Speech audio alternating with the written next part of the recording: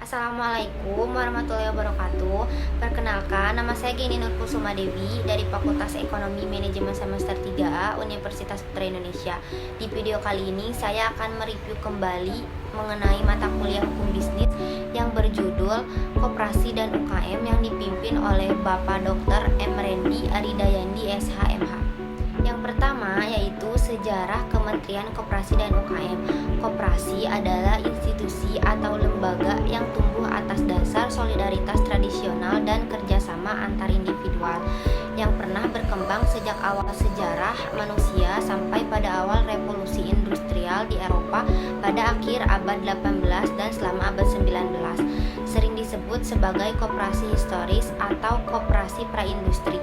Koperasi modern didirikan pada akhir abad 18 terutama sebagai jawaban atas masalah-masalah sosial yang timbul selama tahap awal revolusi industri. Di Indonesia itu sendiri, ide-ide perkoperasian diperkenalkan pertama kali oleh Patih di Purwokerto, Jawa Tengah, R. Arya Wiratmadja yang pada tahun 1896 mendirikan sebuah bank utama pegawai negeri. Cita-cita semangat tersebut selanjutnya diteruskan oleh D. Wolfgang Western. Pada tahun 1908, Budi Utomo yang didirikan oleh Dr. Sutomo memberikan peranan bagi peranan koperasi untuk memperbaiki kehidupan rakyat. Tahun 1915 dibuat peraturan Perordering of the Cooperative Vereniging dan pada tahun 1927 Regeling Inlandse Cooperative. Pada tahun 1927 dibentuk Serikat Dagang Islam yang bertujuan untuk memperjuangkan kedudukan ekonomi pengusaha-pengusaha pribumi. Kemudian pada tahun 1929 berdiri Partai Nasional Indonesia yang memperjuangkan penyebarluasan semangat koperasi. Hingga saat ini, kepedulian pemerintah terhadap keberadaan koperasi nampak jelas dengan membentuk lembaga yang secara khusus menangani pembinaan dan pengembangan koperasi. Selanjutnya yaitu kronologis lembaga yang menangani pembinaan koperasi pada saat itu, yaitu pada tahun 1930 sampai dengan 1944. Nah, pada tahun 1930 itu sendiri, pemerintah Hindia Belanda membentuk Jawatan Koperasi yang keberadaannya di bawah Departemen Dalam Negeri dan diberi tugas untuk melakukan pendaftaran dan pengesahan koperasi. Tugas ini sebelumnya dilakukan oleh notaris. Sedangkan pada tahun 1944 didirikan Juminkei Jaikyo atau Kantor Perekonomian Rakyat. Urusan koperasi menjadi bagiannya dengan nama Kumaika.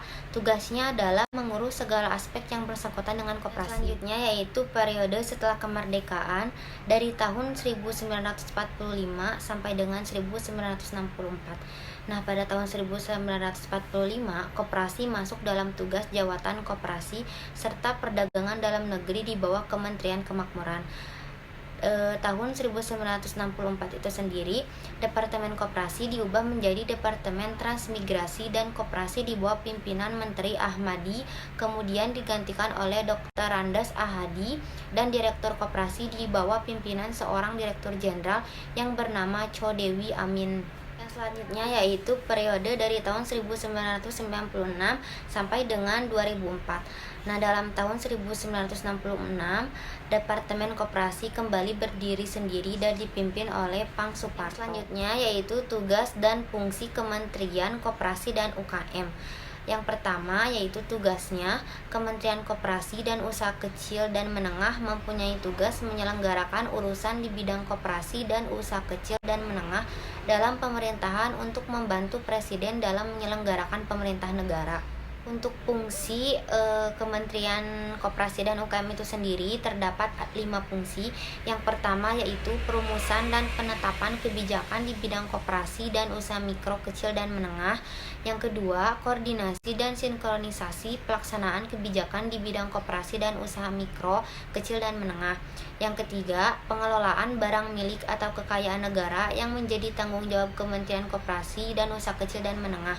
Yang keempat, pengawasan pengawasan atas pelaksanaan tugas di lingkungan Kementerian Koperasi dan Usaha Kecil dan Menengah. Dan yang terakhir yaitu penyelenggaraan fungsi teknis pelaksanaan pemberdayaan koperasi, usaha mikro, kecil dan menengah sesuai dengan undang-undang di bidang koperasi, usaha mikro, kecil dan menengah. Mungkin cukup sekian untuk review materi kali ini. Kurang lebihnya mohon dimaafkan. Wabillahi taufiq wal hidayah. Wassalamualaikum warahmatullahi wabarakatuh.